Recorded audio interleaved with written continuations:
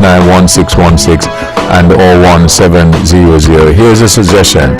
You have a question or comment, perhaps you can get a pencil, piece of paper, write it down so that you're well organized. And when getting on the show, it take as little time as possible so that we can accommodate as many of you as we can. We ask only, first of all, you respect yourselves and then respect others, because we will not accept anything we're doing that's not within our broadcast standards. But we encourage you to always be forceful with your point.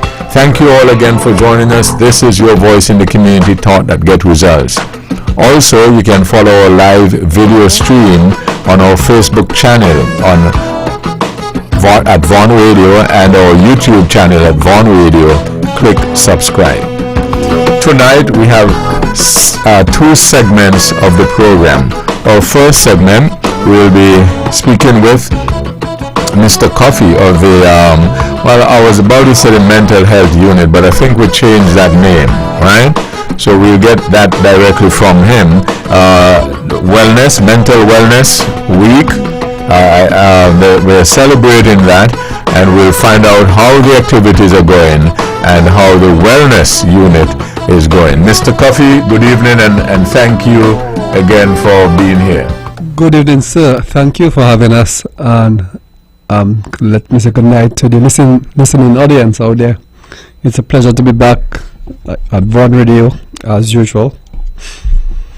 So tonight we're here to, as you indicated, to speak about mental health. Really, today is World Mental Health Day.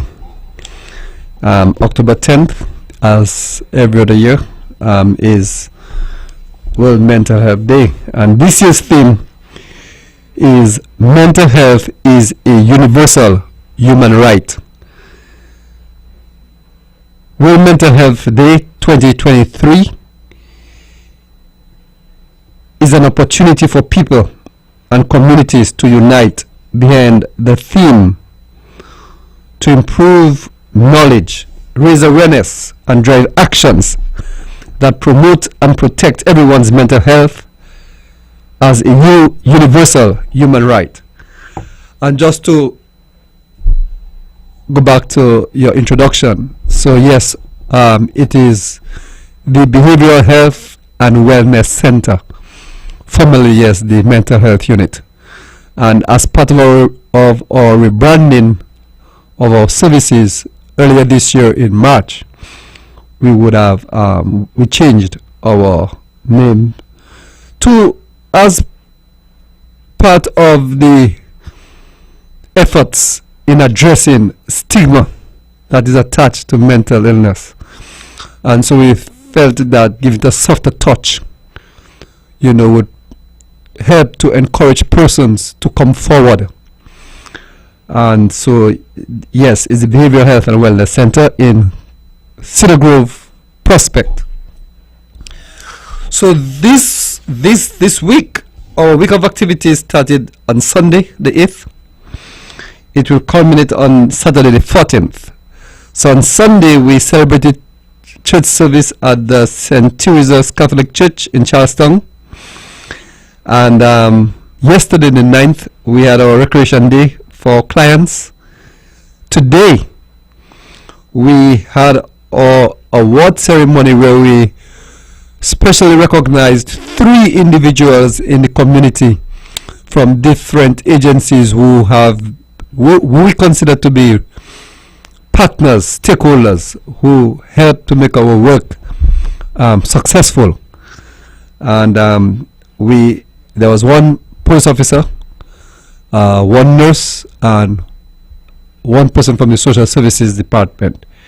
And you would appreciate that these institutions, would inevitably work with the Behavioral Health and Wellness Center, given that the kind of work that we do.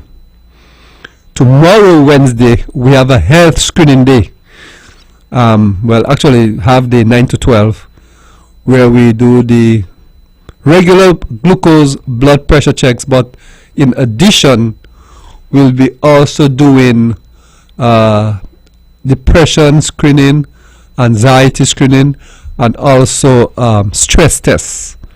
So we are inviting the public to come over at Cedar Grove Prospect at the Behavioral Health and Wellness Center between 9 and 12 to get your anxiety levels, check out your depression screenings, and of course glucose and blood pressure, as I said.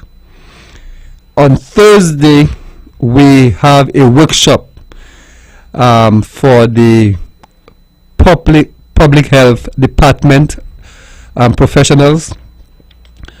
This will cover all the health centers around the island, the 6 health centers. So the employees from these health centers will be in workshop. That's from 1 to 4.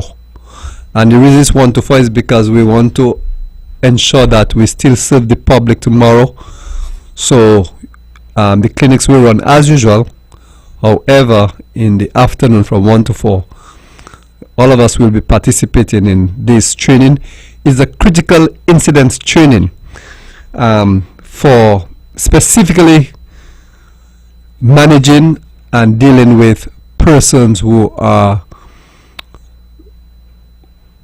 suffering from mental health challenges. All right, so that will be on Thursday from 1 to 4, and on Friday from 12. We at the Behavioral Health and Wellness Center, we will operate from 8 to 12, and from noon we will have a staff retreat. So we will be closed to the public on Friday afternoon from noon. On Saturday, we have our Fit and Wellness Walk, which will bring on the curtains of our week of activities. And again, the entire public here in Nevis, we are inviting you to come out and walk, because wellness is what we promote. When we chose the name Behavioral Health and Wellness Center, wellness is a big part of what we are about. And so we feel that when we have a week of activities, it's important to have some kind of exercise, physical exercise. We encourage that. So this walk will start at the Malcolm Gishot Park, and that's from registration is 5:30 a.m. We want to have our warm-up exercises at about 5:45, and 6 o'clock on the dot we want to hit the road.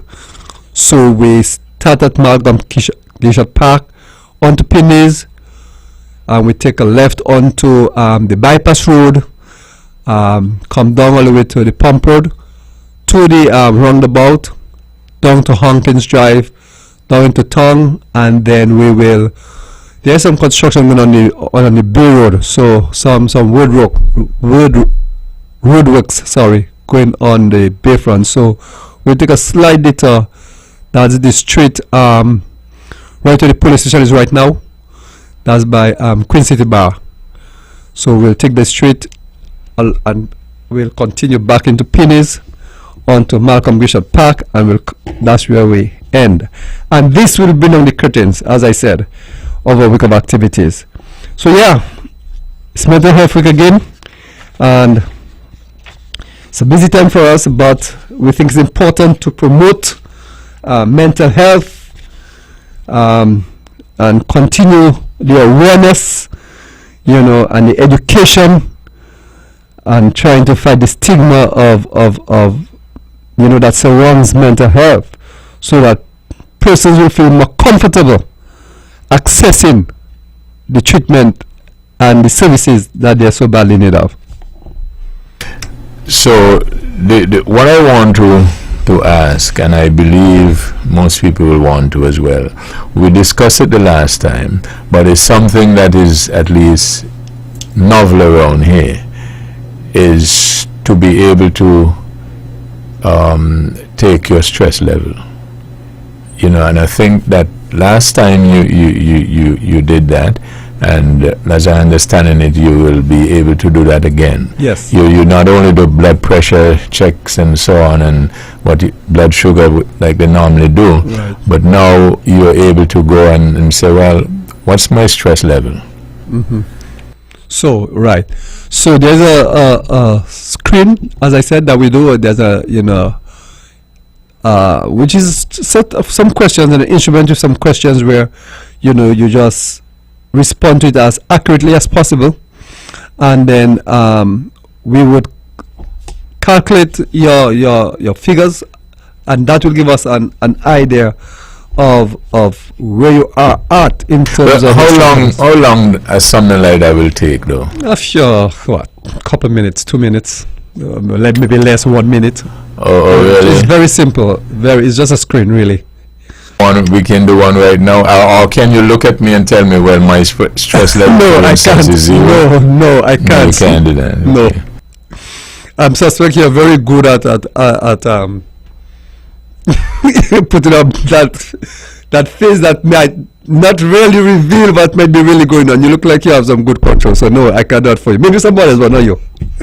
Not me. Not you. Okay. So you don't. In other words, my face suggests that I can bluff well. Well, I don't like the way you put it now about bluff well. I'm saying that. I'm going to say what I said. You, I think, given the experience, you may be able to, given the work that you do, I'm sure you come here every day, I listen to you every day, and you come and you're so energetic and you give positive vibe and energy. And I know every one of us, no matter how well intent we are, our intentions are, there are days when we just don't feel like it, but we have to do what we have to do. And I think based on your experience, you have mastered that. And so I'm saying to you, looking at you right now, I'm suspecting if I'm going to try to a stress test on you, I might be wrong. The results might be wrong. Oh, really? Oh, really? Okay. All right. Well, so the thing though is that persons can come and they can do that stress test, and it takes a few minutes. Yeah. And then they'll be able to let them know, So we look at your results, and then based on the results, so we have mild, moderate, severe. If it's moderate to severe, we'll want to have a conversation with you to get deeper into it to see what's going on. Because the screen is really not an accurate test. It's an indicator. And based on your levels, then we can have a conversation to see what's going on, to find out, but to do more investigation to see exactly what's going on. Okay. All right. So let's get now to the wellness center. How's that been going? Okay. So I would say good, but there's a lot still more to be done. Good in the sense that the feedback that we get, persons feel, two things: the location, one, and two, the ambience. The location, that it's no longer the hospital, and for some reason these steps going up to the office that we once occupied, they were dreaded steps. Persons never really liked coming up to the steps, and they feel like once people see them coming up there, as I spoke about the stigma, something wrong, he have a mental disorder. So what the comments we've been getting, the feedback is that where we are right now in Cedar Grove Prospect, we are kind of integrated into the community, and then you come there and some persons don't have to know really and truly that you are actually coming to to a mental health professional per se. Nevis is small, and we want people to know where we are at. People will know that what we are about. And as I said, we want people to know. I think the important thing is the education and letting people know it is okay. It is okay to come in and speak to a mental health professional. The other part to your question is the ambience of the center. I must say that the Ministry of Health really invested a lot in making the place very comfortable, very homey, welcoming, and so we get a lot of positive feedback in terms of, people feeling very comfortable. It's therapeutic, and they feel like there's a place that they want to come to. Unlike where we were before, that was unfortunately was not as homey as it should have been, and hence the reason why we moved. So two things: the location and the ambience. I think in terms of improvement, we still have to, or what can be done better. a lot of education still has to be done, and that's going to take a while, and that's going to be ongoing, because it's about, culture, educating people and sensitizing people and making people more aware of mental health. Letting people see that the same way it's okay to go to a doctor to check their physical health, it is perfectly okay to speak to a mental health professional about your mental, your psychological and emotional well-being. So you would basically suggest, or say, based on the feedback, as you said, over time, it will take some time, but it's working in terms of the stigma. It's working slowly, not as much as we would like it, but yes, slowly it's coming along.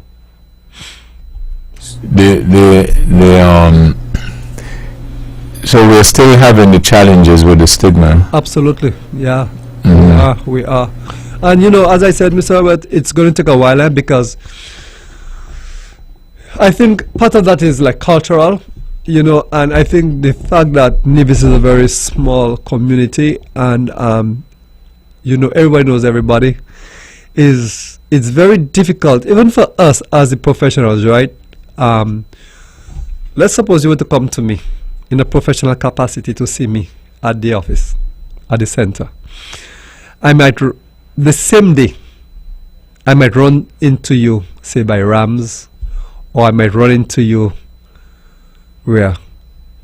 In any one of your supermarkets, or by the barber shop. By the barber shop. Yeah. Anywhere, what I mean? Because it's so small, and it is so difficult for you to avoid your mental health practitioner out there. In the bigger countries, industrial countries, and so. But why would you want to avoid? Well, you see, okay, right, very good question. It's the same stigma and the discomfort, and people don't feel comfortable. Oh, because they would have come to you, they would have spilled very personal, intimate information to you, and it's like, it is okay to do that in that setting, but to see your practitioner out there having said all of those intimate and private information to him, it creates some discomfort for some persons. Yeah, that's all.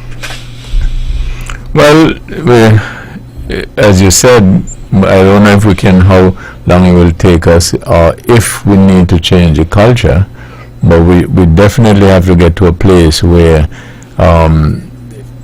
we feel a little more comfortable with it, right? Absolutely, yes. And that's and that's part of the education. I'll tell you what's happening now. One of the things that I'm very excited about, we were trying to pull it off this year. It may not come through this year, but I hope early next year it comes through. We're going to do some work through the schools with PAHO, Pan American Health Organization. It is called the Schools Mental Health Literacy Program. And what we really want to do is start that education at a very young age, as young as the primary schools, into the secondary schools, and to just do a whole lot of work with not just the students, but also the teachers, the guidance counselors, the administration, in a sense helping them as to what to look for, but also again to promote that awareness, and that education and advocacy and all of that. So I'm hoping that will help to address all the cultural issues. Yeah, as you're talking, I'm thinking that you had mentioned earlier it may be cultural, and so it probably will take a while to change. But I was thinking that in another aspect of our culture, it didn't take a lot to change it, because we'd have some discussion with the costumes and the nakedness that we do now, and it's well accepted seemingly across the board. So based on that viewpoint, maybe it's not that difficult to change under the heading of culture. Maybe we just have to find out how we should do it. That's a very, very, very interesting perspective. What I think, human beings, that's behavior, sir. That's behavior. Behavior can be modified. You're absolutely correct. For better, for worse. And I think people they gravitate to what we want to gravitate to. And I like that example that you use. Because carnival before, cultural before, I'm sure. And it's not just here in Nevis, it's in the other islands, in my island too. What it is now, in terms of those costumes, was not what it used to be before. And you're very right that over the years, I said maybe in the last decade, we've seen some really interesting, if I should use that word, outfits, and you're right, people gravitated to it in very quick time. This is what I'm saying, and it was not so long ago. No, we frowned on nakedness in public. Yep. And now we can't get enough of it. You know, I can add to that too. I listened to some of the songs that are aired on the airwaves, and you listen to the lyrics, and you wonder, is there any censorship as to what we put out there? And I remember growing up as a young man that there were some songs that, based on the lyrics, would just not be aired, period, because they were just not right. But now we see some of that coming through. So the point is then that it swung. Yeah. So we can swing this other thing too. I think we should. We can. Yes. But it's just to find the technique or the strategy. Way to do it. Maybe if we make mental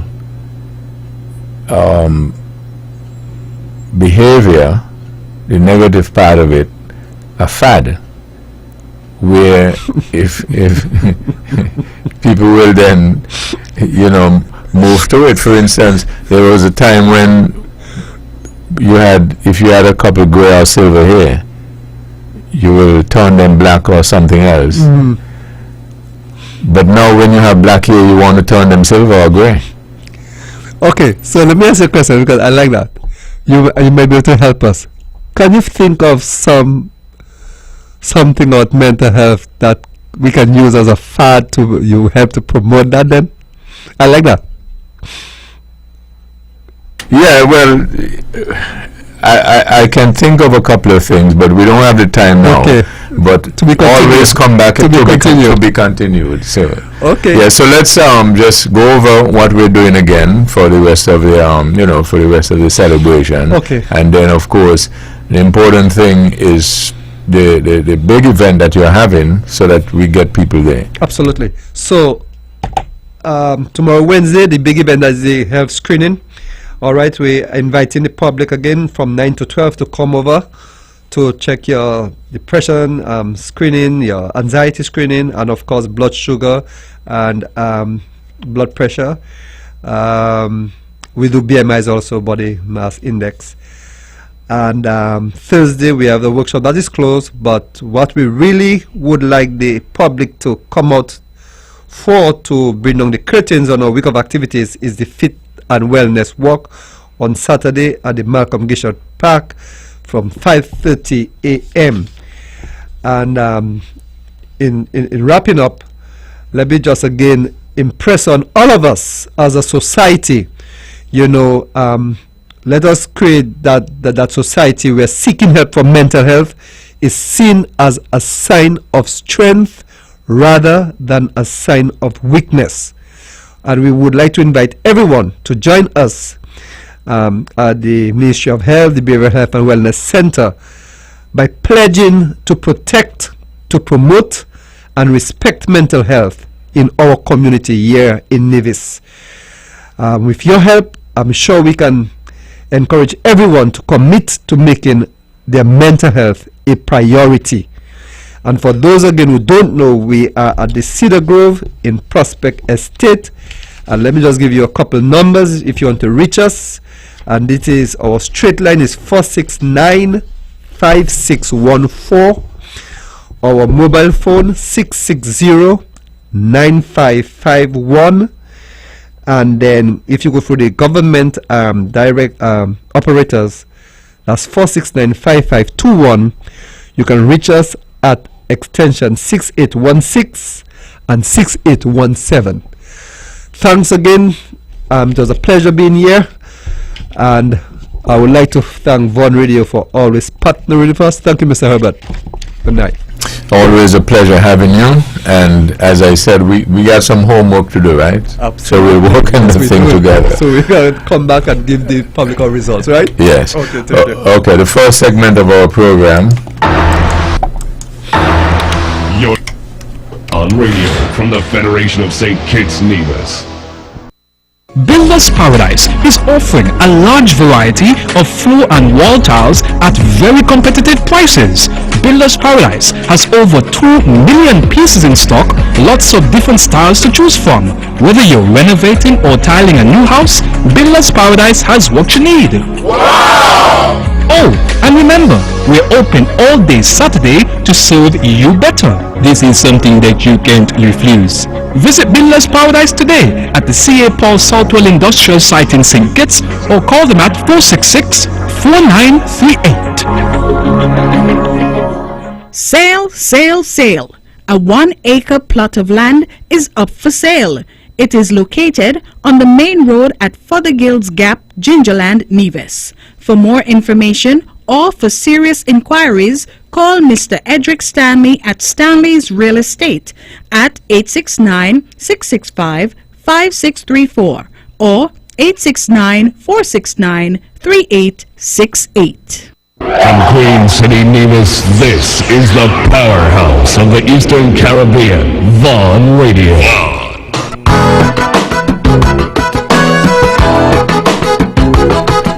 Back on this episode of Talk That Get Results, our first segment with Mr. Coffey of the Mental Health or Health and Wellness segment or department here on Nevis.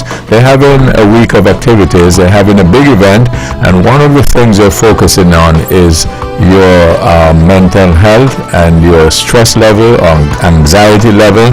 They have a test that you can do. It takes only a few minutes, and you can see what a stress level you're carrying. Maybe you might think that you're stressed a bit, and then they can give you the necessary treatment or advice, about it. So you can make sure that you check that out.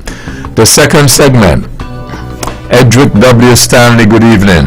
Good evening, Webbo, and good evening to my fellow panelists. Good evening to those people who listen to us on the World Wide Web and the Caribbean Basin, and indeed further afield throughout the world, because Vaughan Radio reaches people far and wide. God bless this radio station. Praise the Lord. Praise the Lord. Praise the Lord. Well, 35 years and still going. We like the energy burning. Praise the Lord. Well, Conrad Nair Libert, good evening. Good evening, Webbo, and good evening to my colleagues around the table. Good evening to those who tune to the program by the various means that's available today. Webbo, I'm happy to be here, and I'm looking forward to a good discussion tonight. Thank you.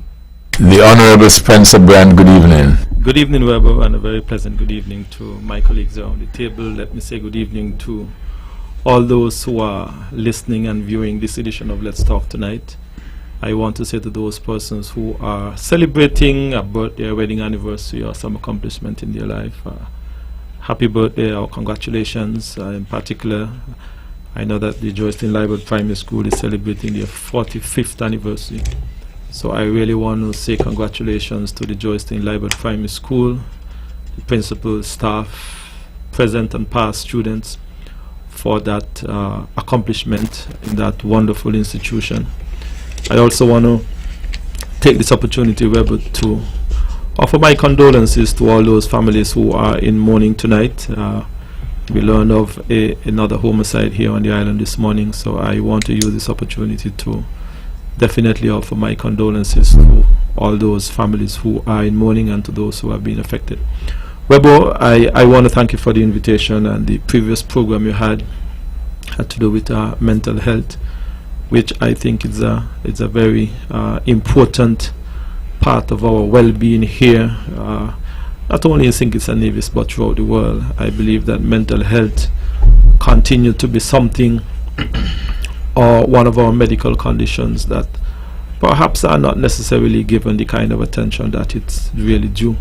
And I think that some of the area that was highlighted here tonight, I thought was timely, and I want to encourage our people to go out and have that aspect of their physical and mental and well-being checked and assessed. And I think that while we appear to be oftentimes in good physical health and well-being, sometimes our mental situation, our mental capacity as well need to be checked. So Webbo, thanks for the invitation, and I'm indeed looking forward to tonight's discussion.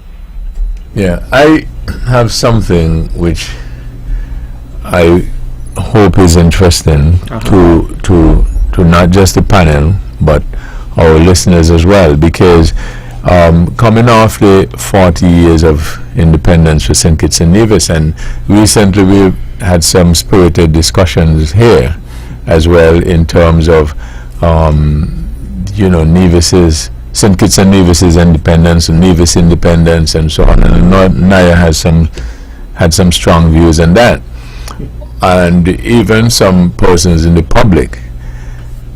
What happened was, I was doing some archiving and I came across an interview or discussion with Ted Hobson and Dr. Daniel, and in listening to it for the first minute or two, I was thinking to myself, well, that's the kind of debate we used to do. I think this was in 2008, and it was on Let's Talk. I think Naya was on the panel as well, and Edric, I think. And what happened was, poor me, were trying to referee between these two big heavyweights. Both of these were experienced lawyers, and they were talking about the green paper and the white paper, and Mr. Hobson, Ted Hobson, was in England, and Ted was more in favor of the green paper, I think, which the Labour Party had put out, which and so on. So, and Ted was suggesting to Dr. Daniel that he ought not have joined up, and he should have, continued on his path, etc., etc. So, I began listening to that, because I wanted to play it to show to the current audience how we debate without cursing one another and stuff like that. And these fellows were really passionate with their point. And then, as the discussion went on in that tape, I realized that it was one of the last interviews we did with Dr. Daniel before his death, and he revealed a number of things which a lot of people, I'm sure, are not aware of. I almost had forgotten the content of it, and so I thought to myself, why don't I play it so people can hear firsthand? And one of the things he mentioned in it, Dr. Daniel, that is, was that how important it is for the young people to be educated in reference to the political history of Nevis in particular. So I'm going to play that, and then on the flip side of it, we can have a discussion. So here it is. It was, I think, recorded on August 21st, 2008. Phones, good evening, thank you for holding. Good evening, Mr. Webbo Herbert. Good evening. I like Mr. Hobson to be listening, specifically. I'm listening, Mr. Daniel. Daniel. I'm listening to you, and I expect you to phone. Yeah, okay. Mr. Hobson must realize that before the British government can look at any proposal from St. Kitts and Nevis, it must pass through the House of Assembly. All right? Do you agree with me? Well, of course. Okay, all right. Yeah, but you had been going. You No, had no, been. no, You no, had no. been going up there with a Okay, delegation. Mr. Thompson, The green let him go paper- ahead. The yeah. green paper had passed through the House of not the green paper, the proposal for the independence of St. Kitts Nevis had passed through the House of Assembly already. And you had voted And- for it. Of course, and that is what was before the British government. But you shouldn't have voted for it. Mr. Hobson, the green paper came out after. Where they come out after or Okay, before. Mr. Thompson, let You him continue. want me to answer? How can you get the green paper before the British government to consider it unless it's passed in the House of Assembly in St. Kitts? What you said, move from PAM, go to Labour, accept the Mr. green paper, and then go back up to Britain? Mr. Daniel. Come on, answer the Mr. Daniel, question. well, I'm going to answer. Mr. Daniel, the green paper was... Came out after. Hold on. Came out Hold after on. The white paper Yeah. was put together by PAM NRP. Yes, You had the majority in the House, so it was able to pass. yeah. The green paper couldn't pass because it was a different kind of proposal to go forward, Yeah. and they were in the opposition and they only had 3 seats. What you expect them to do? So what you were suggesting that Nevis, after passing the white paper in the House of Assembly, But you shouldn't have done it. so look, you know that Labour had a constitution drawn up already. I'm talking about No, no, no, no, no, 1982. no. I'm talking about 1982. You're going back with Bratcher time. I'm talking about 1982. Mr. Hobson, you cannot get the green paper before the British government unless it passed the House of Assembly in St. Kitts and Nevis. Look, Mr. Daniel, let me just say to you. Come on, answer the question. You went to the constitutional conference, Yeah. supporting the white paper. That is all that was before us at Yeah. the time. And we On we the have to other put hand, it together. the Labour Party put together a green paper. After the white paper had passed the House of Assembly already. Well, of course. So what is the difference? So what you going to You were not taking on what the green paper was saying because you were backing the Simmons government. Nah, that Okay, gentlemen, how about we do this? For Mr. clarification, Hobson, you got to be fair. I am fair. You know very well that you could have. You know very well. How you going to get it done and it didn't pass the House of Assembly in St. Kitts? What the British government would have said, well, go back down and try to get it passed in the House of Assembly. Why? Next thing would have been an election coming up.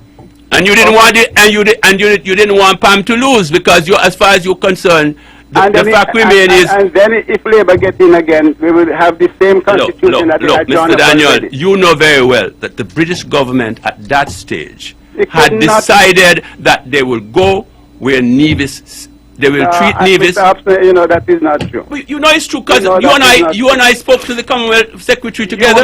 You know that the British government is saying, look, what is before us is what passed to the House of Assembly. You allowed Stevens and Simmons to change your mind. That's what it is. Man, and you know that too. Okay, let's But you argue call. with me for. Okay, gentlemen. Man, you're looking at point. No, I'm let's. not looking at any point. Okay, It's a fact. let's try and put it into perspective so that the rest of us can sort of follow. understand it, yeah. Right? Okay. So, Mr. Daniel, you're suggesting that you joined the coalition, and then the white paper you're referring to was the independence document for St. Kitts and Nevis? That's right. Okay. So you went along with that so that you can advance the independence of Nevis. Exactly. Okay.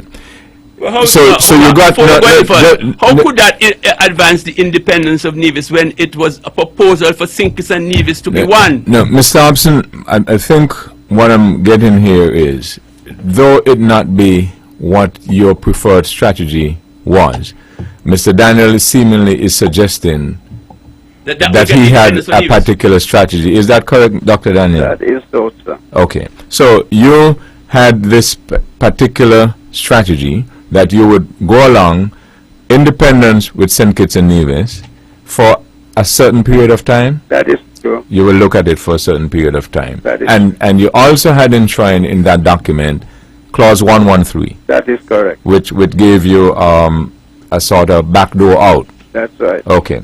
You felt hemmed in, and that was the best strategy you thought at that time? At the time. At the time. Because the Labour government already had the draft constitution, making St. Kitts and Nevis a unitary state, and have a referendum 18 months after, and Divisions living in St. Kitts and Nevis can vote. That was the constitution. We found that document when we got Mr. Daniel, Mr. Daniel. Okay, and then let's look now. So you got it. You said, well, let's look at this thing for about 3 years, and then we go to a referendum. That's right. That didn't happen. Why? Mr. Webbo Herbert, many circumstances. Okay, for one, I did not get the support from my fellows, okay? For one, I did not get that support. The major people who I thought was there were not there when the time came. And it was no point taking something in the House of Assembly when you're going to fail to get a majority. So I called an election 18 months early. And, you know, the pieces all where they are now.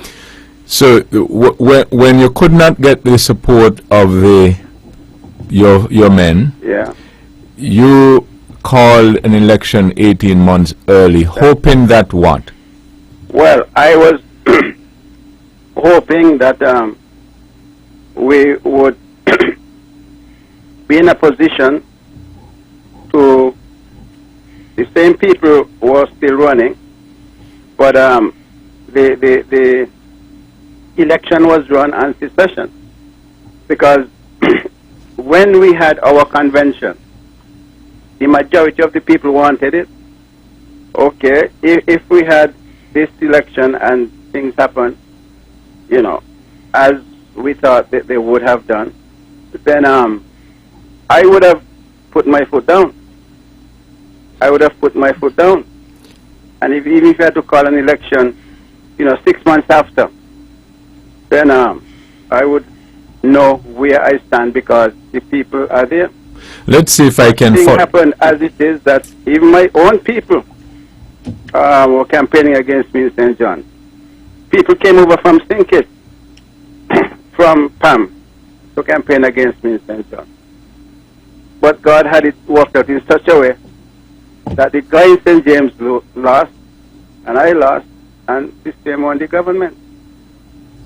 So, but see, let's see if we can follow you. You had then your members who you said did not support you. So you called an election 18 months early with the same men. Yes. What made you think that they did not support you the day before the election, but if they were to win their seats, they would support you the day after? Well, if I was premier, I would know what to do. Okay. But what if someone were to argue that you had 18 months as premier to also know what to do? Oh my God. No, it was no point to carry on. It was no point to carry on. To save the party, put the party, you know. I didn't want to be responsible for breaking up the party before the election, okay?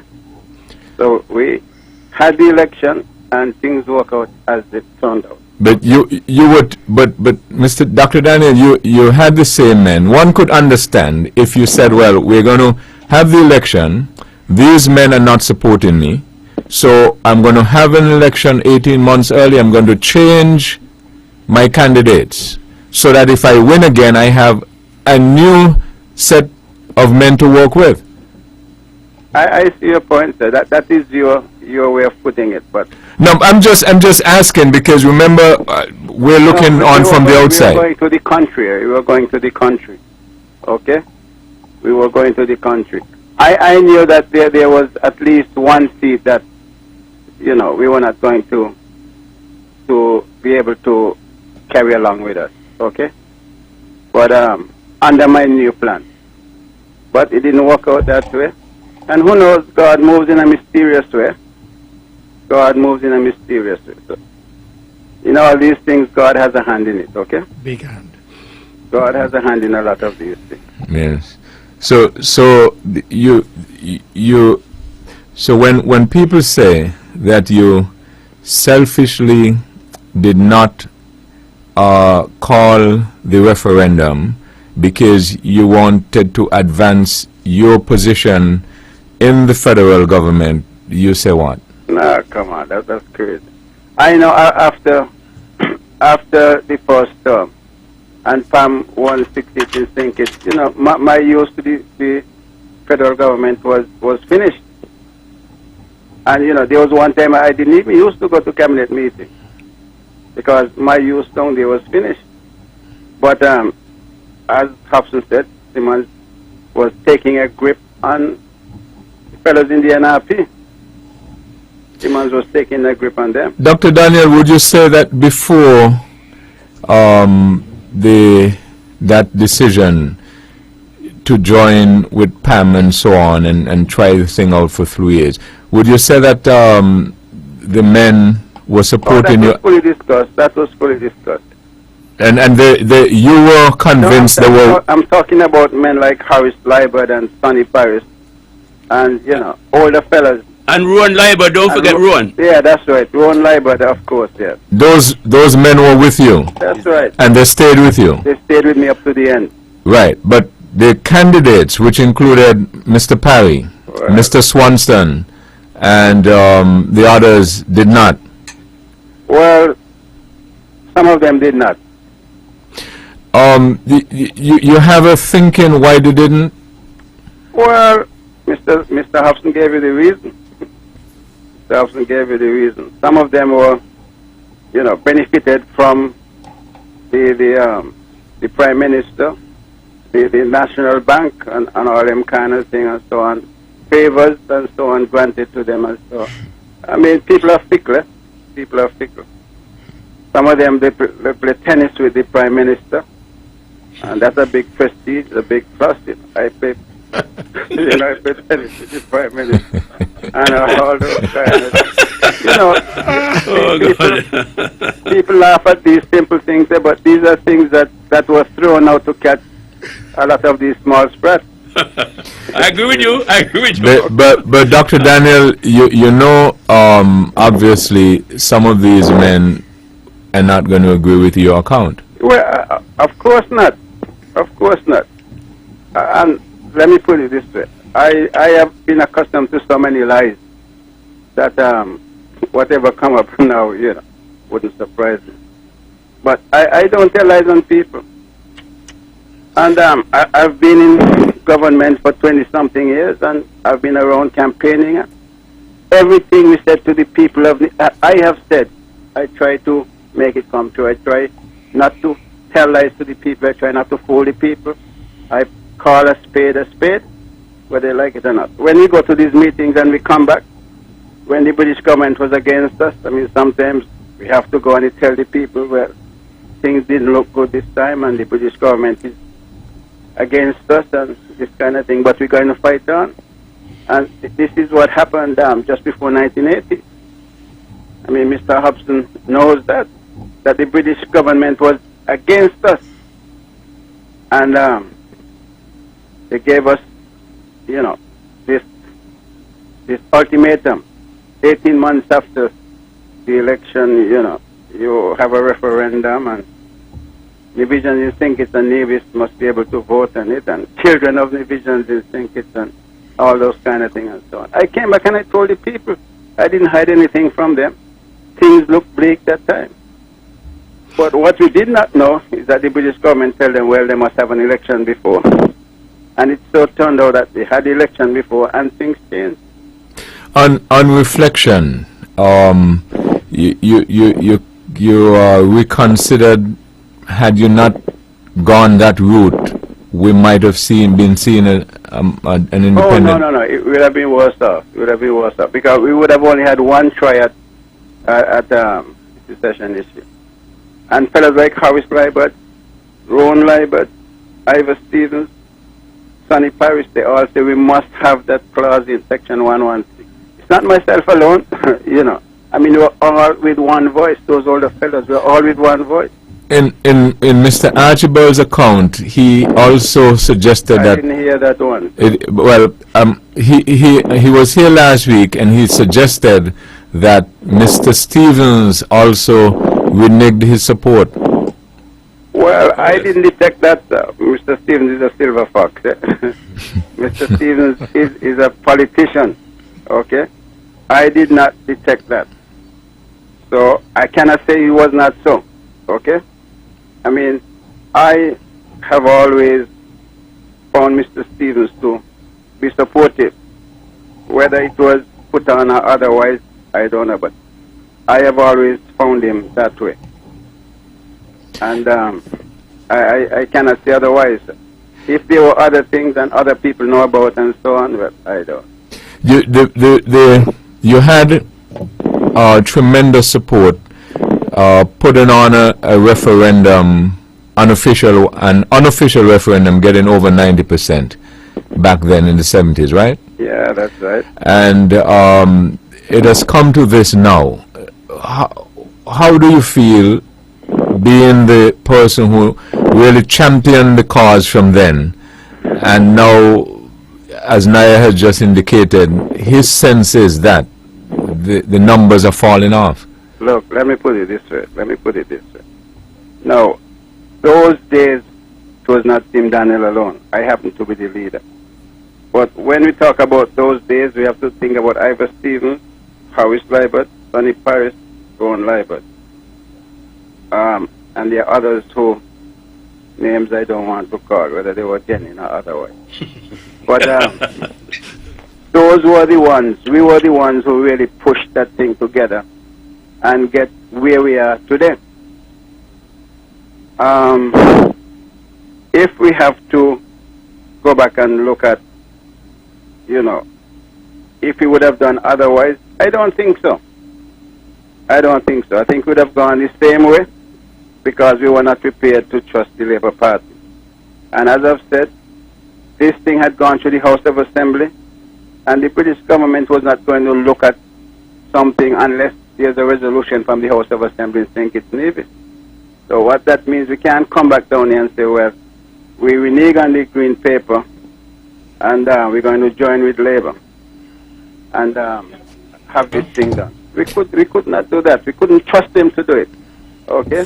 We could not trust them to do it. Okay, after all these years, we are at this stage. Are you hopeful at this juncture? Mr. Parry is now the leader. Are you hopeful that you might see him call for the referendum? I don't think I live to see it, sir. I don't think I live to see it. But probably my children and my children's children will live to see it. Because, look, the other night I saw something on the television. 2 children went and they came first, okay, in the St. Kitts Nevis group. But they were being lectured by the Premier and said, you are just as good as everybody else. But what he did not say, you are not just as equal, You are just as good. You can go down there and challenge Guyana and Trinidad and come first. But it's not your first. I think it's Nevis first. And the recognition doesn't come to Nevis. It goes to St. Kitts Nevis. So you don't say that you are just as good as everybody else. But you're not as equal. And this is what we must come out and tell our young people, that we are just as good as everybody else. And we want to be as equal as everybody else. If we go out in the world, we want to be out there, stand up next to you and say, you're from St. Kitts, I'm from Nevis. We are on equal terms. But when you go out there now, what happens? You think it's Nevis, okay? And you see, fellows like Johnny Howell, people forget these kind of things. How we get a cricket team in Nevis? In the old days, Johnny Howell was a good cricketer. But every time they have practice matches and so on, you got to go down to St. Kitts to practice. And then when the match comes up, he's left on the bench, 12th man. And Johnny Howell came back. You know Johnny Howell? Well, not many of you know him. But he was a man, a no-nonsense man, and he said, this shit got to stop. He said, we in Nevis can play cricket just as good, if not better, than fellows in St. Kitts. And he set about and he set up his cricket team, and he started lobbying the different islands, Leeward Islands Cricket Association. And in the end, Nevis was recognized. to have its own cricket team enter the Leeward Islands cricket tournament. Mr. Hobson knows maybe more about it than I do. I think he was one of the early ones at the time. Doctor, What do we see now? Look at your football. Look at your football. Your football now, you have to go down to sink it. And, you know, you join the sink it team, and you have a national team. But how many people from Nevis ever play in that national team? Up to now. I don't know. I don't know whether Not one. 10 or 20. But how many of them? So what's the point of wasting your time up here? Well, Dr. Daniel, I'm going to let you go now, but you would have obviously made these arguments for the case that Nevis should be on its own. You did not get the support. What would be the counter arguments? What? From? Yeah, when you speak to your men, your colleagues, and you would make these arguments for the case, and they did not see it your way, what would be their opposing arguments? Mr. Webbo, how can I tell what is in a man's mind?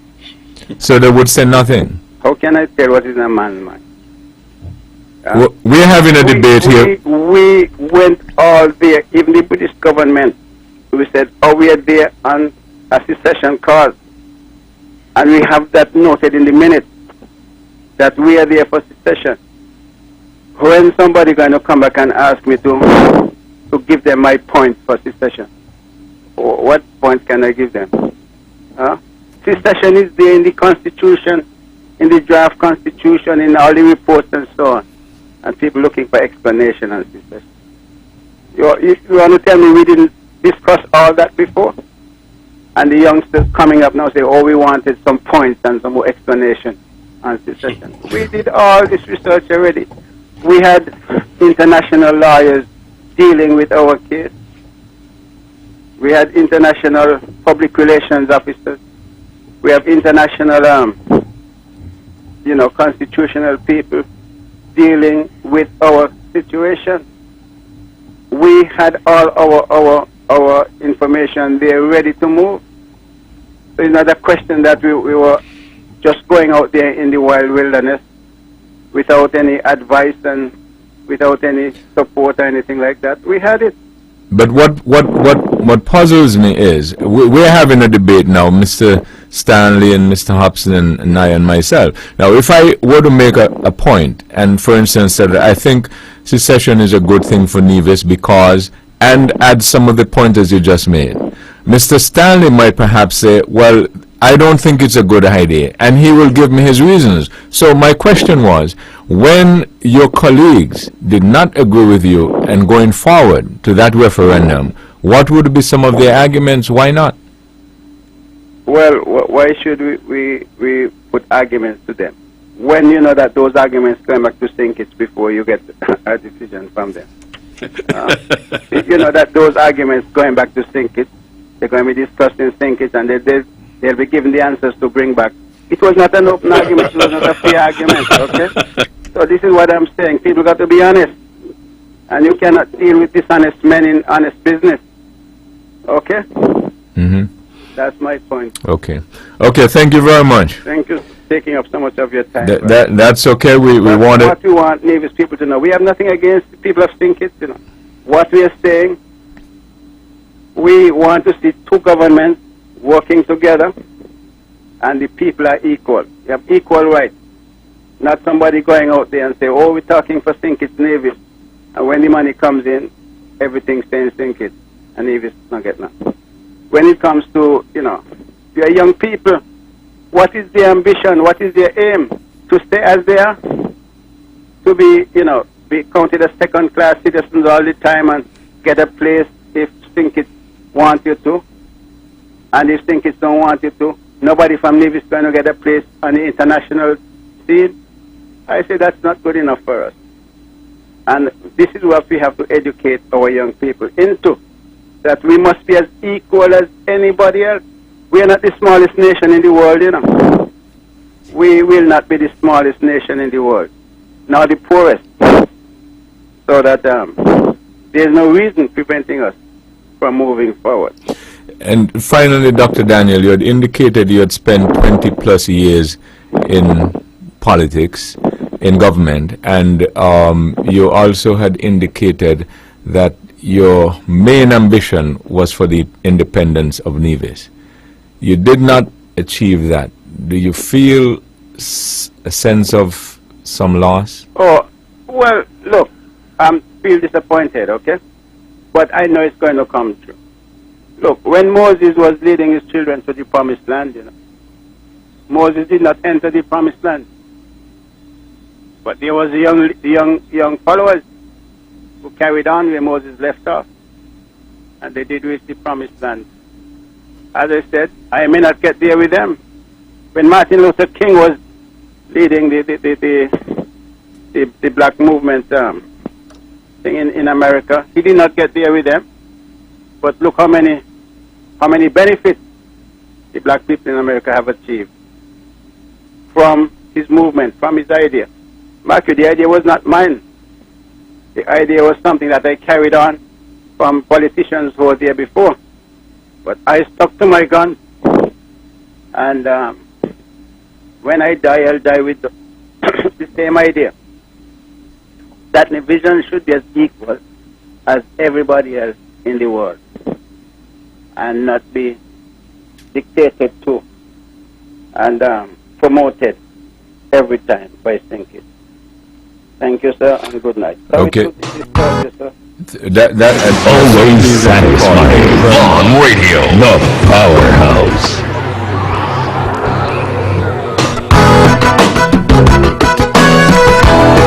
There you had it. If you joined us in the procession of it, it was a discussion on Let's Talk on August 21st, 2008 with the late Dr. Simeon Daniel. Edric W. Stanley, you look as if you want to say something, so go ahead. Well, it was quite a discussion, and I applaud Dr. Daniel, the late Dr. Simeon Daniel, for having the vision, and the disappointment too, with reference to the failure of Nevis not getting the independence nod that he envisioned, simply because the people have not been given, or the people were not fully convinced that this is the position that we should all embrace and run with that ball. We are still in a quagmire, so to speak, regarding the will and aspirations of Dr. Simeon Daniel. Based on where we are currently, I am still not fully convinced that we should go forward with the will and the aspirations of Dr. Simeon Daniel's vision, simply because I believe St. Kitts and Nevis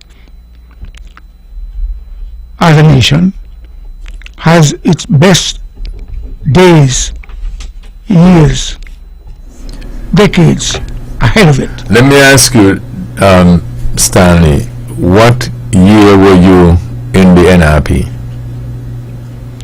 From maybe 1992 through maybe 1994. I may have participated in the general election of 1992. No, I think you got to check your notes again, Stanley. Well, let me take this while you're checking your notes. Good evening, thank you for holding. Hello, good evening. I'm not on ear. Yes, you are. Could you take me off ear, please? You wanna? I wanna speak with someone there. Okay, hold a second. Stanley, go ahead. So, based on where we are at this particular juncture, the election of 1992 I may have participated as a candidate. Shortly thereafter, I was not given the okay to stay on the boat. I was helped off the boat. No, Stanley, you participated as a candidate under the St. John's People's Party in 1992. Okay. And then you participated as a candidate sometime later under the heading of the Nevis Reformation Party. Yes. Well, Webbo, I stand to be corrected. Well, you are being corrected. What I was trying to find out, if you were among the men, Mr. Daniel's men, who opposed him when he was trying to bring the thing forward. No, I wasn't part of the NRP then. Oh, okay. But they beckoned to me, the CCM beckoned to me also, but I joined the NRP at the behest of Victor J. Martin. Brought me aboard, spent some time in the executive of the NRP, but at the same time, it wasn't to the liking of other people within the party. The late Bobby Herbert, it didn't sit well with him. And you know, the late Bobby Herbert and the Honorable Joseph Farry were like two peas in a pod, and they thought alike and they guided alike in terms of who they want in the party, who they would feel comfortable with, and for whatever reason they felt that I came to take over, so I wasn't given a comfortable seat in the party, and consequently I was tossed overboard just like the agouti. Bran, you listen. Well, it was really refreshing, actually. It was very enlightening. By the way, I just wanted to give Ted a little shout out, and those of you who didn't know of Ted exploits here, you heard how fiery he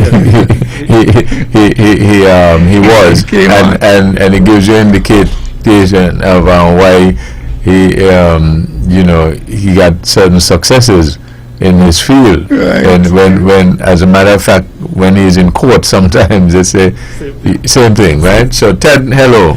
Yeah, go ahead, Mr. Bryan. But I was saying, listening to that.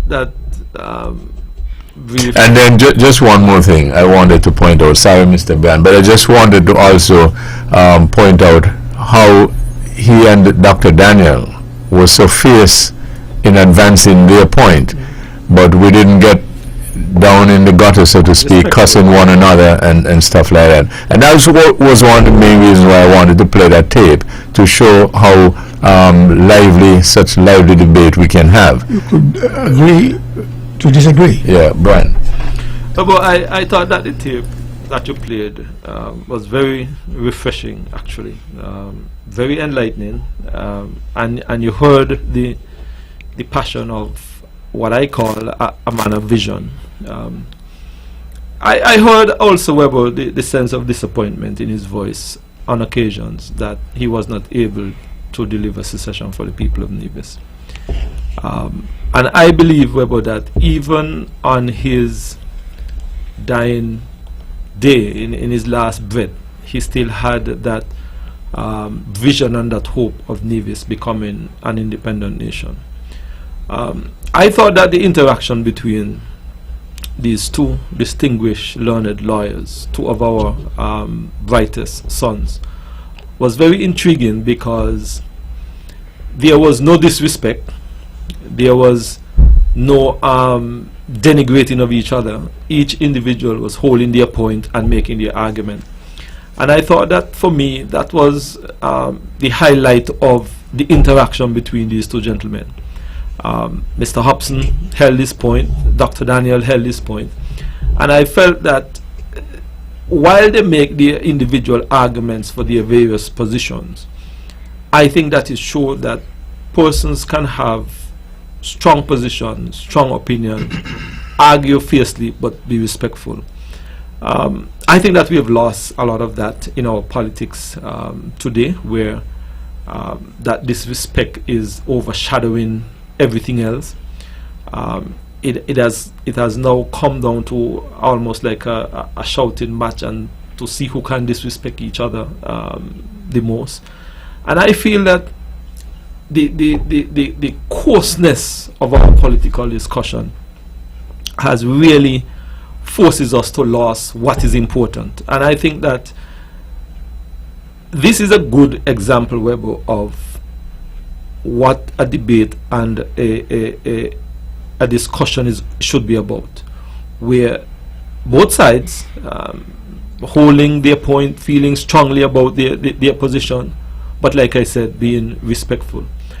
I think, Webbo, that I took a lot of notes, actually. I took a lot of notes when that tape was playing. Dr. Daniel made a statement which I thought was very interesting. I hope I got it correctly. Dishonest men in honest business. I feel, Webbo, that the honesty of our people, the honesty of the politics to develop our country, I think that that is important. And here it is, someone who would have fought hard for, quote unquote, for the liberation of the island of Nevis, to see our people stand on the stage globally. He felt that he was let down by dishonest men. And I took that note, I made note of it, because I think that for us to really advance the development of our country and the cause of our people, there must be that sense of honesty rooted in the clearness of thought as it regards to moving our country forward. In everything that he sought to say, Webbo, he always sought to uplift the people of Nevis. Tell our people that we are just as good as anybody else. And I thought that that rang out as well throughout his argument and throughout his position, that listen, we are no less than. He spoke about the Johnny Howell era, and we can share other stories.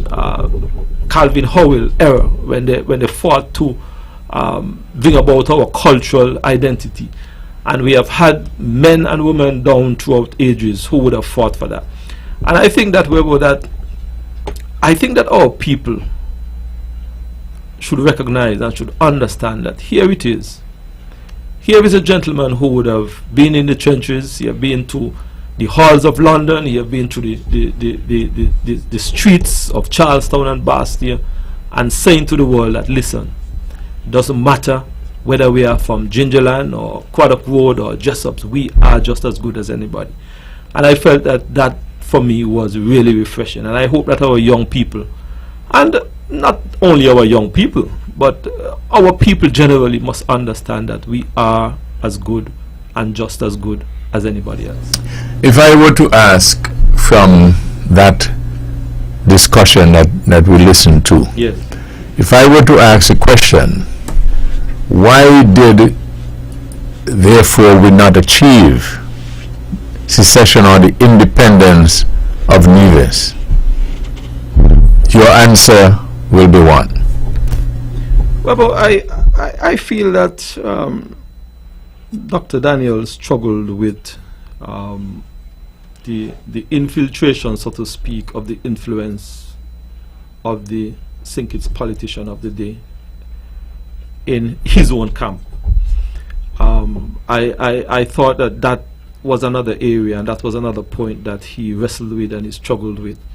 There was, and listening to him, there was a sense of mistrust, there was a sense of uncertainty of persons around him. And I felt that it was kind of difficult for him to really plan properly, to make certain decisions, to implement certain strategies, because he said it even before he make a decision, is already back to sink it. So I felt that was one of his challenge, and I think that may have been the determining factor, so to speak, why we were not able to achieve it. Now, how would you answer the same question? Let me take this and I'll come back to you. Good evening, thank you for holding. Yes, good evening, Webbo. The answer to your question, Webbo, the long and short of it is that we were sold out by our people, by our politicians for a few dollars more. And that's the long and short of the whole matter. Thank you very much, sir. Okay, thank you. Naya, your answer. Why we have not achieved it? Yeah, the same question that the caller answered to. When you listen to the discussion that we just heard on tape, and I were to ask the question, based on that, why did we therefore not achieve the secession or the independence? Well, I think mistrust did develop within the party, and of course, as we are experiencing today, in these days, well, to me, well, nothing have changed. The same problem we're having. I think, you know, the politicians always play that role in shaping the minds of some of the Nevis politicians. I want to commend you, Webbo, you know, in bringing back that speech from the archive. It is highly inspiring. Yeah. It was a conversation in 2008 which is still highly valid. And if you realize the conversation was in 2008, but it was about things that was going on in the early 1980s. And so when you look at the span of time, you are talking about many years of Nivision really trying to be identified, trying to see themselves as equal in the Federation. And of course, last week and week before, we had the same discussion, and it's going on. To answer your question about achieving independence, as we stand here today, one of the things that to me is seriously lacking is our inability, or for whatever reason it is, we have not been talking to the youngsters about the history, the political history of Nevis. Not even the politicians on stage today seems to align themselves with the political history of Nevis, which is quite recent on both sides. I'm talking about the CCM or the NRP. So it seems like we are looking for someone who seems to respect the ideology of Sim Daniel, respect the yellow flag. Well, nobody seems to respect the yellow flag today, and to me, if you disrespect the yellow flag, you disrespect the hope for Nevis, you disrespect Sim Daniel. And to me, where we are today, we are in such a confusion. We are like a headless chicken just spinning around, because somehow we have not been able to carry on what Mr. Daniel have asked us to carry on. He say he may not achieve it during his lifetime, but the young people are there to carry on. He make reference to biblical stories, and this is a very serious. And the problems we are having today is because we have turned our back on the ideology of Mr. Sim Daniel. And it's just, as he said, it is not his idea. There were people before him. He just advanced the idea. And to me, that idea still resonates with the people of Nevis. But we are now dealing with politicians who show no respect to the legacy of Sim Daniel. I don't understand that at all. The 62% that we achieved under Mr. Van Zamri when we had the referendum, it is enough. It is sufficient to remind us that the idea is still alive and well amongst the people. It's not 52%, it's 62%. And I think that Nevis people has been shortchanged by present-day politicians, or the circumstance which have confronted Nevis people, brought on by present-day politicians. And that's why we are so unhappy. And we continue to drink the alcohol of Sinkis politician, it looks like, as Nevis politician.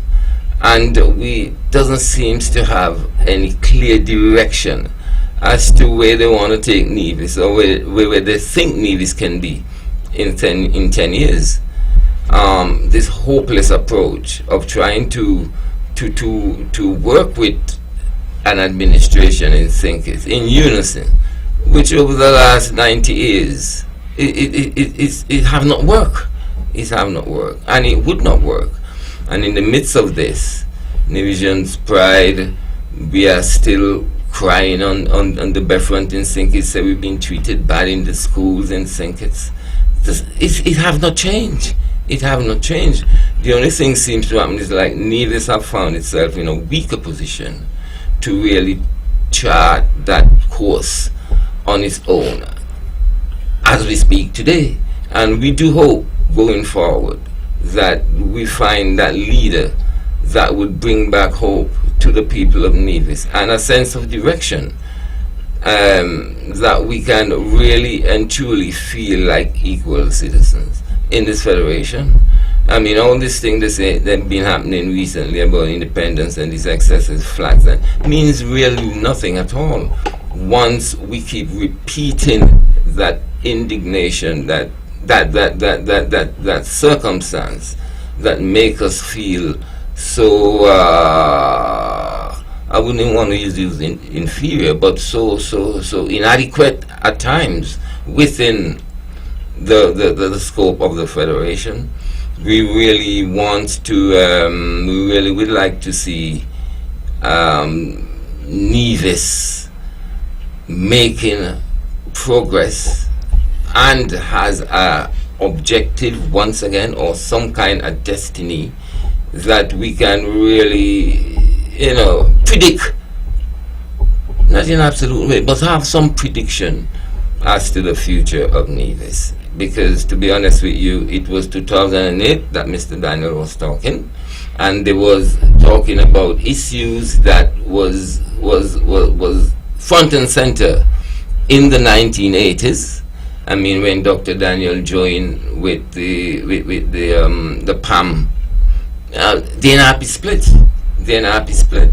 And there's one thing he said that I had a little doubt about, that some of the names he called did not follow him all the way through. A lot jump off the boat in 1982 when he joined the PAM government. In fact, in the 1985 election, it was my Daron Liebert and Mr. Hobson that formed the PDP, the People's Democratic Party, and ran in the 1985 election. Because, again, well, Mr. Hobson was coming out of Sinkis. He was known as a labor man over here, not well trusted within the NRP scheme of things, or within the Nevision scheme of things. And there was fragments like my dad, really, who was very upset with the fact that Mr. Daniel went along with the PAM government and took Nevis into independence with Sinkis. But I agree with Mr. Daniel that the path he took was the right path, because he made the point when he said that we would have only had one chance at it. But no, we can have another chance tomorrow. It's written, clause 113 is written in the Constitution. It's not like many constitutions where they have such clause, but they have to go back to Parliament to be activated. The clause is there, and Nevisians can activate the clause and have a referendum at any time. Naya, there's still hope. Well, Naya, the caller was brief and forceful to the in answering the question, and he said squarely, the fault or everything lies at the feet of Yes. Nivision. Yeah. When you're listening to other people give the explanation, you have to listen long and hard and try to decipher, and most of the time it seems as if their view is that St. Kitts is to blame. This caller was very brief, direct and forceful. The question I have to ask in reference to that is, do you agree, and does it still remain that way? It rests in the hands of Nivisions, and it is Nivisions who are not advancing it. 100%, Webbo. I must support that. Mr. Brand? Yeah, I would agree with that, Webbo. Mr. Stanley? Sure, everything rests with the people, and based on the fact that Nivisions are people, people are Nivisions. It rests with the people. But the people must be inspired. The people, I mean, that's what leaders are for.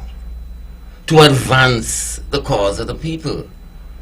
And so, when we are not hearing leaders talking about this throughout the last 10, 15, 20 years, I mean, in the last unity government, the word secession was a bad word. So quick, so easy. How could we erase the political history of Nevis in a matter of, what, 5, 10 years? Or because we get a little hype working with St. Kitts. They say they have ambassadors for Nevis and they send people all over, and they keep in the church service for independence in Nevis. We forget about this thing. Nivisions was willing to make sacrifice for this thing, you know. Nevis was occupied before. A lot of people think that only the Palestinian is deal with this occupation. But I'm trying to digest this thing, and I'm getting mixed messages, because if Nivisions so passionate and Nivisions want this thing, why are we still saying that we want this thing? Circumstances changed. And the circumstances change, meaning that you got a team to go along, but the team is divided. That, of course, is predicated on circumstances. The factor. My question is whether or not that is true or correct. You have to have a team, and the team is divided. If the team is divided at the top, a house divided against itself will fall. You can't accomplish your objective if your team is divided. You got to play unity. So if your team is divided, you're not playing together, and you lose, you blame the other team? No, you have to blame your team. But Dr. Daniel mentioned that there were traitors on board. And I remember how the agouti lost its tail, simply because there were traitors on board. Mr. Bull examined the horns, and Dr. Daniel made reference on numerous occasions during his dissertation that he couldn't tell what was on some of his people's mind, meaning those within his party. If he could have deciphered accurately, then it would be information that would lead to the right decision. Israel is at war simply because they were distracted, and based on the fact that Dr. Daniel saw what he saw, but he had traitors within his own party. He mentioned those who played tennis with the Prime Minister and valued that, or those sessions. He mentioned other people who had interests coming from the National Bank, simply because they were looking at what they were getting, whether it's the association or the financial assistance, as the case might be. But circumstances, current circumstances, change our thinking to the extent where some of us cannot go along with the idea that Dr. Daniel should have reached the promised land, but he didn't, simply because, again, there were traitors on board. So, Moses led his people to the promised land. I mean, Moses didn't reach the promised land, he mentioned, simply because Moses could not lead. Aaron was his brother, who in fact led the people to the promised land. So Dr. Martin Luther King, he brought Dr. Martin Luther King in sharp reference to say most definitely that he may not get there with them, but generations after generations who would see the vision would carry the ball and ultimately bring independence for Nevis. You find it interesting learning, and I did point out that it was a good scoop to get that on the record as to the inner workings of, you know, the party over that period of time. And I think, correct me if I'm wrong, Naya, you did indicate that seemingly nothing has changed. It is the same basic playbook where you have the same internal strife. Yes. And the country suffers as a result. Yeah, there is internal strife within the political parties. And remember that Dr. Daniel spoke from a backdrop of one party in Nevis, that 1980s era, right down to early 90s. It was a one-party state. Now the people are divided because there are two political parties here. They were led by people. Not two, sir. More than two. Well, more than two. But oh, okay. Two no, that's my job, you know. Thank you. Thank you. You know, and they're led by people who if they share the vision of Mr. Daniel, the job is over. We were still dealing with one of those who foot tricked Mr. Daniel in the 1998 referendum. You know. Good. And so let me take this now. I'm going to get back to you. Thank you for holding. Go ahead, please. Good night. Good night. I wonder if Mr. Daniel did not join with the PAM government, what would have been the outcome? You know, Colin, that's a good question. Interesting question, because I think in the early part of that tape that we played, I think that was the debate between him and Mr. Hobson, because I think Mr. Hobson told him he should not have joined. Yeah. And in fact, and Mr. Hobson, you can correct me if I'm wrong, Mr. Hobson accused him of going off the trail, working a deal, suggesting he has a certain strategy, which failed. And Mr. Hobson seemed to be indicating you should not have made that turn. So, Caller is an interesting question. Naya?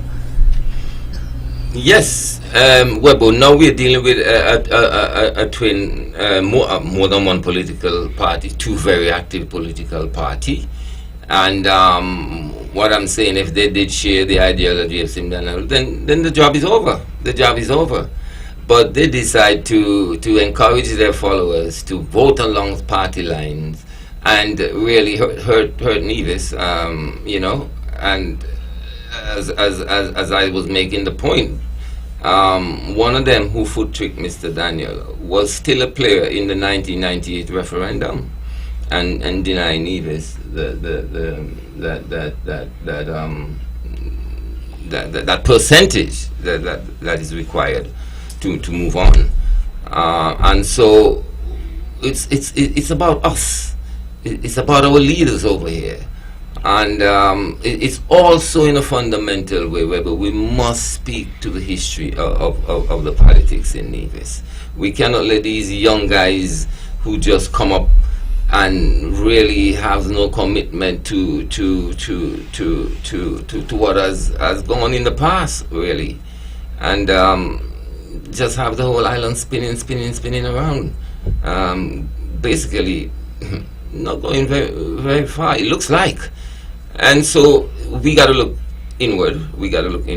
And because the circumstances remain the same, we suffer the same. Naya. You know, from Sinkers. The only thing that changes is that divisions are more divided now, and so you know we got more work. No, to do. people are people, and people have their own thoughts, and in that regard, based on their own thoughts, they see what they see.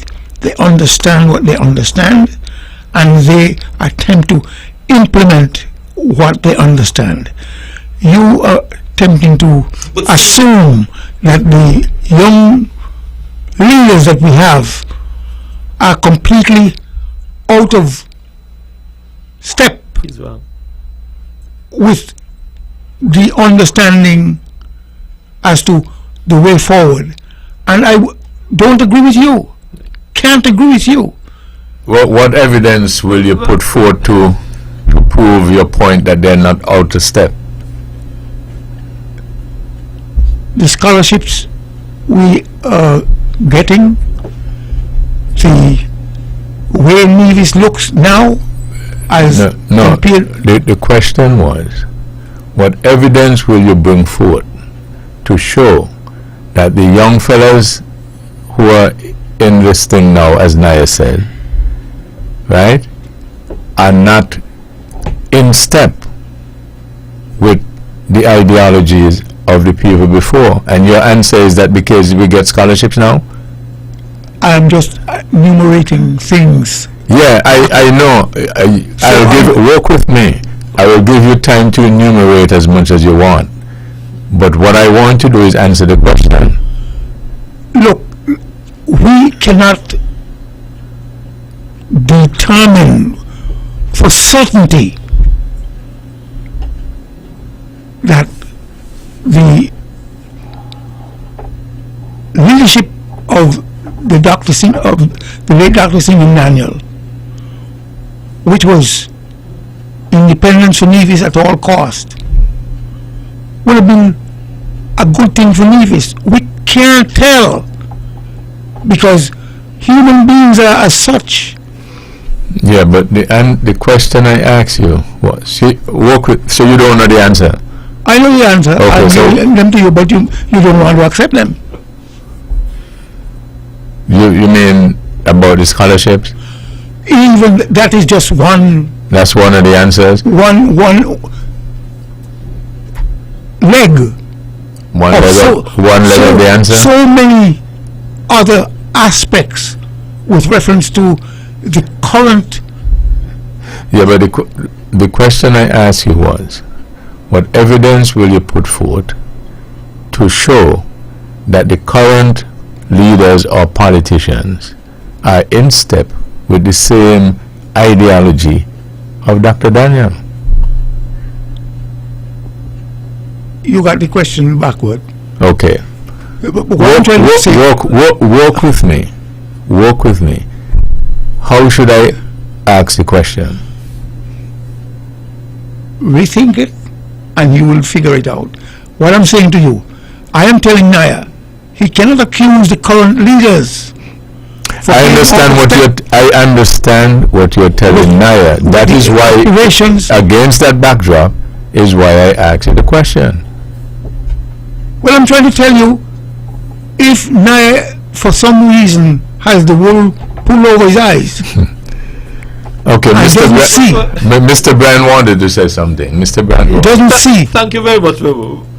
Gentlemen, here is what I think one of our biggest challenges is.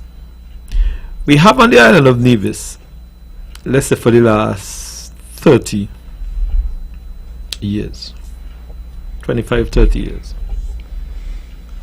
two very vibrant political parties, plus the one or two that pops up and then disappear. And none of these political parties on the island of Nevis commands 70% of the support of the people of Nevis. For Nevis to get its secession or its independence, whatever we want to call it, both political parties on the island of Nevis must agree to move Nevis into secession. None of these political parties on their own, with the 55 or 40 something % support that they has, will be able to achieve secession without the other. No. We have been saying here tonight, and I think Naya and Mr. Stanley and even Dr. Daniel said it, it is up to us, it is up to the people of Nevis. The question that we must ask, therefore, is, are we as a people, with these two political parties on different sides of the aisle, prepared to come together to move Nevis into secession? But that is the $1 million question. But here is the $2 million question. Were we able to move Nevis in that same direction when one party at least had more than 70%?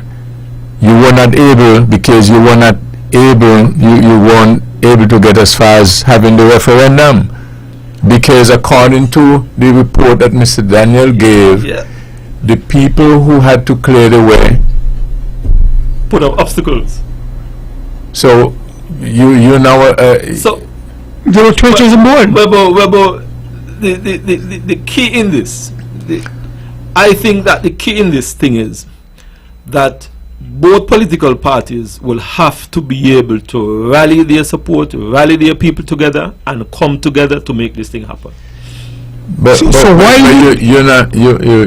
you are disconnecting me, Mr. Brand? No. Because Mr. Daniel in his account said he was satisfied that once he was able to hold that referendum, the referendum. Okay. He would get the necessary support from the populace. But he wasn't able to. But he wasn't able to go forward. So that is where it is at. I mean, Stanley is describing it in a particular way. So maybe we have. I'm asking the question if we have a problem somewhere there. And then Dr. Daniel went on to say, I've said according to him, because I'm sure that some people will dispute his account. He went on to say that when he is having a meeting and he wants to know the thinking of, well, so and so, they have to take a pause and send a message here and then get back, but and so on. So do we have some issues there? We do. And we always will, simply because we're individuals, and even though we're in an organization, we have the right to have independent thoughts and ideas, and those thoughts come to fruition, whether on the one side for or on the other side. So in other words, we will not be able to, as a people, as Nevisians, get together for a common cause. That is the point, Webbo, that we need to get to. That particular common cause. That is but the point that work with me. But other people will be able to achieve the same thing for the same reason. We will not be able to come together for a common cause and move forward. But you think because we are people, but other people will be able to do that. That's what you're saying. That's not what I'm saying. Oh, what are you saying? Let's take, for instance, what's currently happening in Israel today. Those people got misguided simply because of the one-world democracy, and see what Hamas was able to achieve. Okay, next week, work with me. Just work with half me. a second. Next week we will talk about. Next week we will talk about Israel and Hamas. We're talking about St. Kitts and Nevis now. Let's talk about St. Kitts and Nevis now. We are still on the same topic, based on where they are. For unity, the country has come together. For unity and to achieve secession and independence for Nevis, the people and the country have to come together. And until and unless that happens, it will not be realized. So in 1983 and 82, the country, St. Kitts and Nevis, and the people, St. Kitts and Nevis, were together. And that's why we achieved the independence. Okay, if you... No, it's a question I ask. What about the independence? Work with me is a question I ask. The independence of 1983 was not dictated by a referendum of the general population. It was a parliamentary decision in the House that they was able to get that, and then they moved to England. It's a little different. It's a little different dynamics. I think we need committed people in leadership position, committed to the ideology.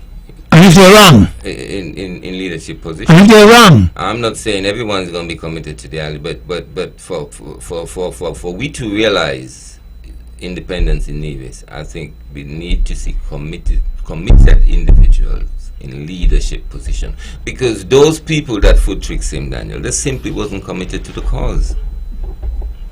You think they will agree with him that they foot tricked him?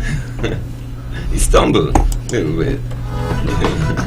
That's the last word. This program repeats at 10 o'clock tomorrow morning. Join the Honorable Mark Brantley tomorrow evening at 8 o'clock for On the Mark. Thank you all again for joining us. This is your voice in the community. Talk that get results. You all have a wonderful evening.